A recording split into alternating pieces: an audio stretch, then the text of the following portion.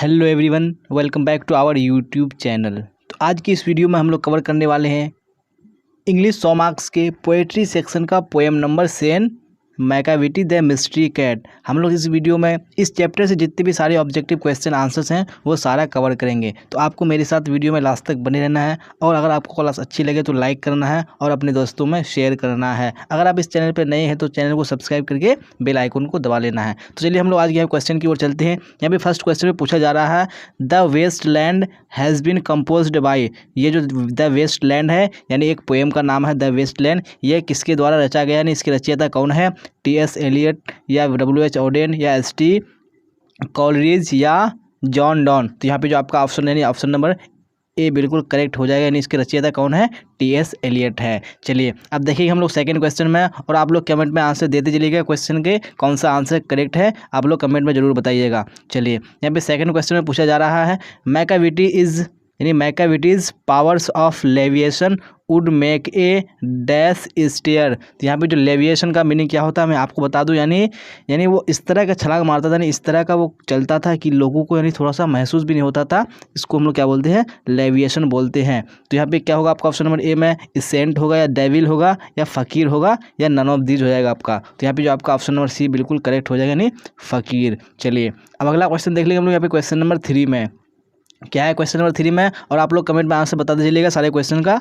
चलिए Macavity is outwardly, जो Macavity था वो आउटवर्डली यानी बाह्य रूप से, यानी वो कैसा था? मिजरेबल था, हेल्दी था या अपीलिंग था या रेस्पेक्टेबल था? तो यहाँ पे जो आपका ऑप्शन नंबर डी हो जाएगा, यानी क्या था वो? रेस्पेक्टेबल था, यानी प्रतिष्ठित था कि लोग उसको यानी बहुत ही वो फेमस था। क्यों फेमस था?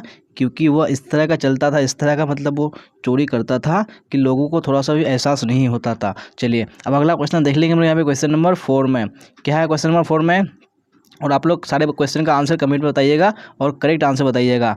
4 में पूछ रहा है Macavity's footprints are not found in any dash of Scotland Yard. जी हाँ, यानी जो मैकाविटी है उसका जो फुट प्रिंट, जो पैर का जो उसका छाप है, कहाँ पे नहीं पाया गया? यानी स्कॉटलैंड यार्ड का फाइल्स में, बुक्स में या कॉपी में या नन ऑफ दीज। तो यहाँ पे जो आपका 4 का आंसर हो जाएगा आपका ऑप्शन नंबर ई, यानी जो स्कॉटलैंड की कोई भी फाइल है उसमें कोई सा भी उसका यानी जो निशान नहीं मिला है।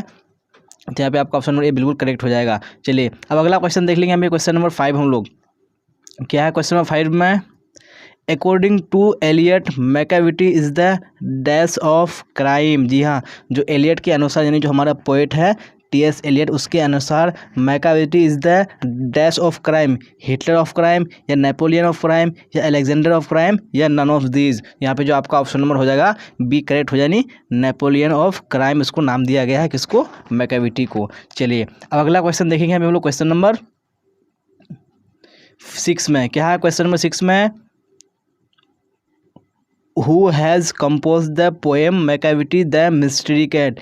जी हाँ, ये मिस्ट्री यानी जो मैकाविटी द मिस्ट्री कैट है उसको किसने लिखा है, किसने उसको रचा है? टी.एस. Elliott, W.B. येट्स या W.H. ऑडेन या नन ऑफ दीज। यहाँ पे जो आपका ऑप्शन नंबर ए हो जाएगा, यानी टी.एस. एलियट उसी ने लिखा है ये पोएम। चलिए अब अगला क्वेश्चन देख लेंगे हम लोग। क्वेश्चन नंबर 7 में क्या है? क्वेश्चन नंबर 7 में टी.एस. यानी जो Eliot was awarded the Nobel prize for literature in. जी हाँ, यानी जो एलियट टी.एस. एलियट जो हमारे पोएट हैं उसको नोबेल प्राइज़ उसको अवार्ड यानी किया गया था।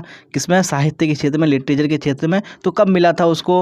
1947, 1948 या 1949 या 1950। तो यहाँ पे जो आपका ऑप्शन हो जाए या ऑप्शन नंबर बी 1948 को उसको सम्मानित किया गया था नोबेल प्राइज़ से।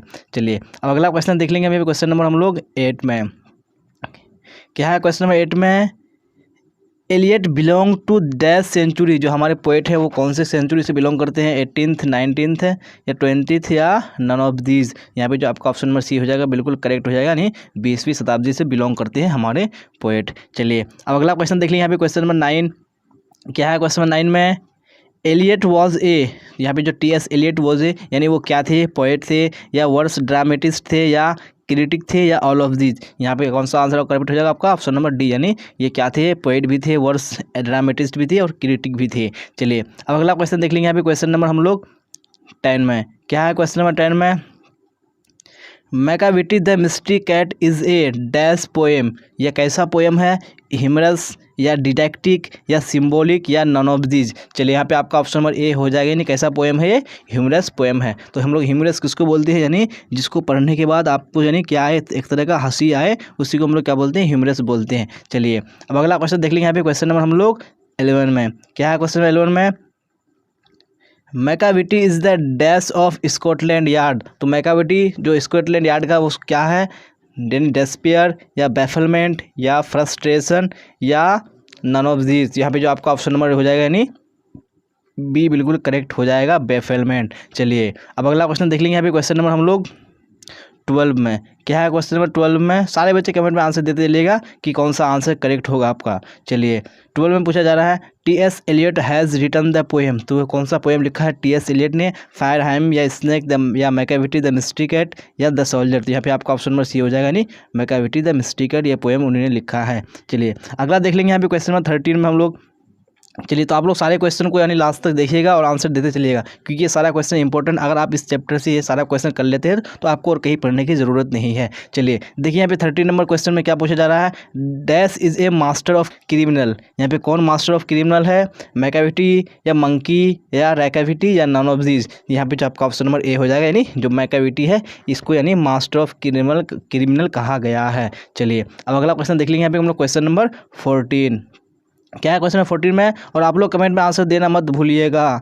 चलिए मैकाविटी इज़ कॉल्ड, तो मैकाविटी को क्या कहा जाता है, किस नाम से जाना जाता है उसको, द हिडन पाव या द मिस्टीरियस पाव या द एक्सपोज्ड पाव या द नॉटी पाव। तो यहाँ पे आपका ऑप्शन नंबर हो जाएगा, उसको हिडन पाव कहा गया है, द हिडन पाव। चलिए अगला क्वेश्चन देख लेंगे। यहाँ पे क्वेश्चन नंबर 15 हम लोग, Macavity moves like a.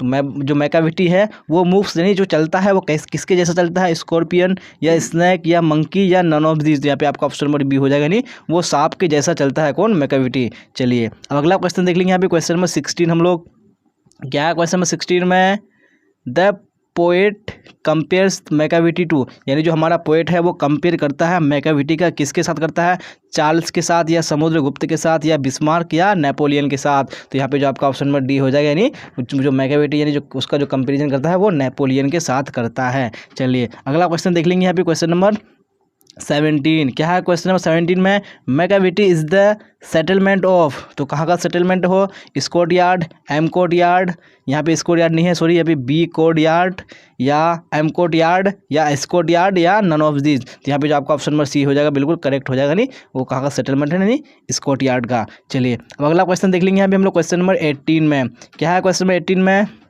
Dash is tall and थीन, यानी कौन लंबा और पतला है, मैकाविटी, मैकाविटी या लैकाविटी या सैकाविटी। यहाँ पे तो आपका ऑप्शन में बी हो जाएगा, नहीं मैकाविटी जो है क्या है वो लंबा और पतला है। चलिए अगला क्वेश्चन देख लेंगे। यहाँ पे क्वेश्चन नंबर 19 में हम लोग, क्या है क्वेश्चन नंबर 19 में, मैकाविटी इज़ ए। जी हाँ, तो हम लोग मैकाविटी के बारे में जो पढ़ रहे हैं वो है क्या, डॉग है, रैट है, टाइगर है या कैट है। तो यहाँ पे आपका ऑप्शन नंबर डी हो जाएगा, यानी क्या है वो कैट है, एक बिल्ली है, कौन, मैकाविटी। चलिए अगला क्वेश्चन देख लीजिए। यहाँ पे क्वेश्चन नंबर 20 हम लोग, क्या है क्वेश्चन नंबर 20 में, सारे कमेंट में आंसर दीजिएगा।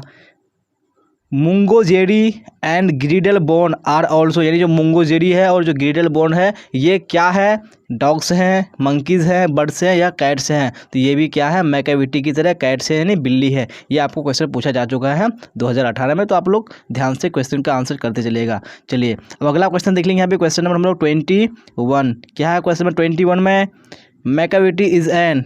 तो मैकाविटी क्या है, आउटलॉ, क्रिमिनल्स या लूटर या डिप्लोमेट। तो यहाँ पे जो आपका ऑप्शन नंबर हो जाएगा, यानी क्या है वो आउटलॉ। तो हम लोग आउटलॉ किसको बोलते हैं, यानी नियम विरोधी, यानी जो नियम को तोड़ने वाला, कानून को तोड़ने वाला, यानी किसी लॉ को फॉलो नहीं करने वाला। जी हाँ, ये भी क्वेश्चन आपको 2018 में पूछ चुका है, तो ये सारा क्वेश्चन आपको पता होना चाहिए हर हाल में। चलिए अगला क्वेश्चन देख लेंगे। यहाँ पे क्वेश्चन नंबर 22, क्या है क्वेश्चन नंबर 22 में, मैकाविटी इज़ फुल ऑफ। तो वो किससे फुल ऑफ, यानी हैप्पीनेस या सैडनेस या सेल्फिशनेस या डिसीटफुलनेस। तो यहाँ पे आपका ऑप्शन नंबर डी हो जाएगा, यानी डिसीटफुलनेस। डिसीटफुलनेस का मीनिंग क्या होता है मैं आपको बता दूं, यानी छल कपट, यानी इतना वो छल कपट है, ये पूरा छल कपट से भरा हुआ है, कौन, हमारा मैकाविटी यानी बिल्ली। चलिए अब अगला क्वेश्चन देख लेंगे हम लोग, क्वेश्चन नंबर 23, क्या है क्वेश्चन नंबर 23 में, Macavity disappears from the place of theft before the dash reach there. यानी जो हमारा मैकाविटी है, यानी जहाँ पे चोरी होती है, जिस जगह पे चोरी होती है उस जगह से वो गायब हो जाता है, किसके आने से पहले,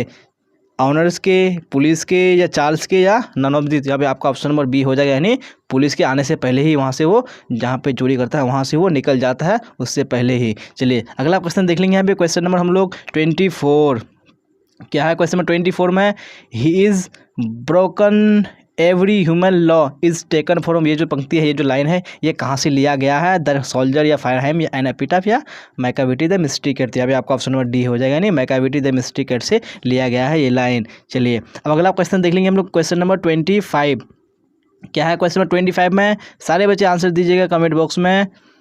and when the foreign office find a treaty's gone astray is written by, ये किसके द्वारा लिखा गया है। Walt Whitman, Rupert Brooke, T S. Eliot, या कमला दास। तो यहाँ पे जो आपका ऑप्शन नंबर सी हो जाएगा, यानी करेक्ट हो जाएगा, टी.एस. एलियट ने लिखा है। जी हाँ, तो हम लोगों ने इस चैप्टर के, यानी जो इस पोएम है, इस पोएम के जितने भी ऑब्जेक्टिव क्वेश्चन थे हम लोगों ने सारा कवर कर लिया है। अगर आपने ये वीडियो पूरा देखा है तो ये आपका यानी जो चैप्टर है पूरा कंप्लीट हो चुका है। अगर आपको क्लास अच्छी लगे तो लाइक करना है और अपने दोस्तों में शेयर करना है। अगर आपको कोई डाउट हो, कुछ पूछना हो तो आप टेलीग्राम में पूछ सकते हैं, लिंक डिस्क्रिप्शन में डाल दिया गया है, आप वहाँ से जुड़ सकते हैं और अपने डाउट्स को क्लियर कर सकते हैं और किसी इन्फॉर्मेशन ले सकते हैं किसी के बारे में।